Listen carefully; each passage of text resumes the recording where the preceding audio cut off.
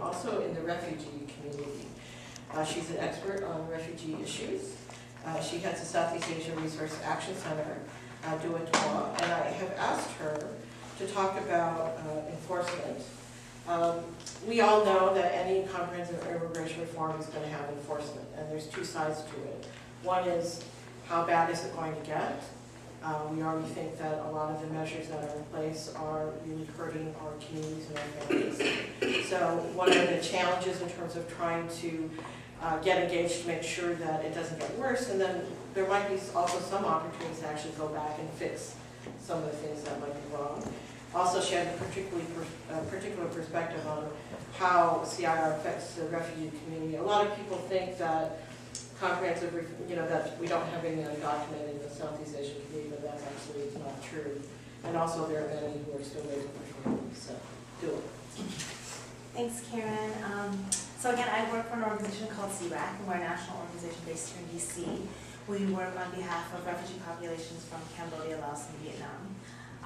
So how does comprehensive immigration reform really affect refugee communities? And it's going to be, I think, on multiple levels. It's not anything that's different from actually a lot of communities, but some specifics are that in our communities, we really do care about family reunification numbers. We care about bringing families and uniting them together.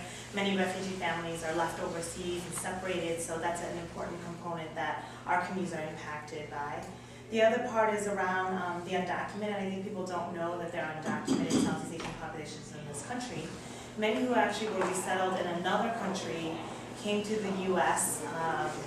On visitor visas and other issues, and actually requested asylum or overstayed their visas and actually are undocumented in this country. We don't even know what those numbers look like because we haven't been able to really assess that well. Many of them are living in the shadows. And on the last part, it's really important for us, our work specifically is around some of the deportation detention issues. In 2002, Cambodia signed an MOU with the U.S. to accept those deportees back to that country. And then in 2008, Vietnam signed an MOU.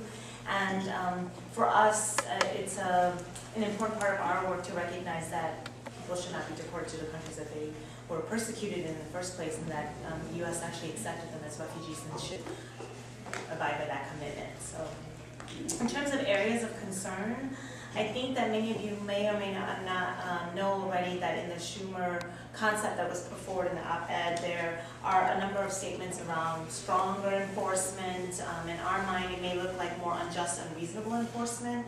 Particularly, there's some issues around looking at biometric social security cards, so using retina scanning or fingerprint scanning. I think that we see some real issues around that, in particular, that connected to some of the e-verify issues, which is the idea that our communities may be tracked.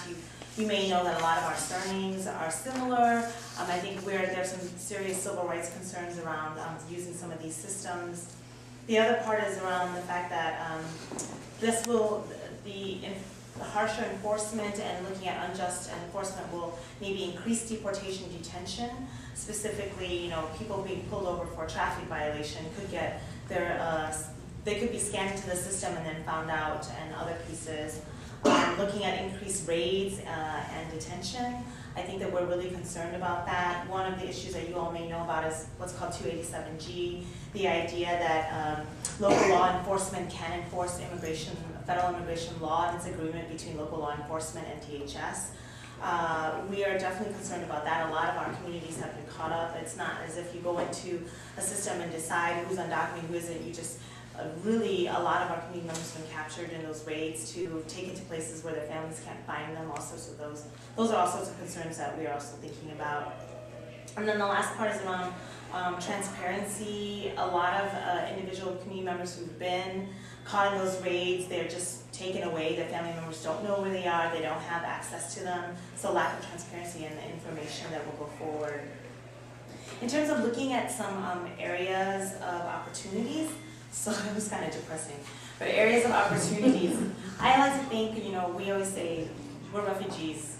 We can overcome anything. So areas of opportunities for us, that Gutierrez also had a Marco bill, which for those who don't know, actually included some of the language that we were looking at. So we were specifically looking at a bar on deportation of refugees who came to this country as children, specifically at the age of 12, and also restoring some judicial discretion, which Congressman Gutierrez actually picked up. So for most folks, while that won't be the main bill, it's still actually really exciting for us, because if you look at a couple of years ago, nobody would even put that in a marker bill. So for us, it's actually an exciting time to have a congressional member actually pick that up and see that as an opportunity for them to push. The other parts are that our communities actually live in areas which have a lot of conservative congressional members. I think there's an opportunity for them to mobilize in a way that they haven't before, specifically in the Central Valleys, in Minnesota, both of the senators are on judiciary. So it is a time for us that we think that there could be an opportunity for our communities to mobilize on these issues. And the last part is that I think we don't see CIR as the end-all, be-all to everything in terms of immigration. Even if out of that comes more unjust enforcement, we do feel like we should continue to fight beyond CIR, look at other opportunities to create language, to engage communities in, and feel like this is one of the main things that we're going to do. So we try to tell community members that you may not get everything you want, but that doesn't mean that the fight ends there, and we should continue to struggle together. So.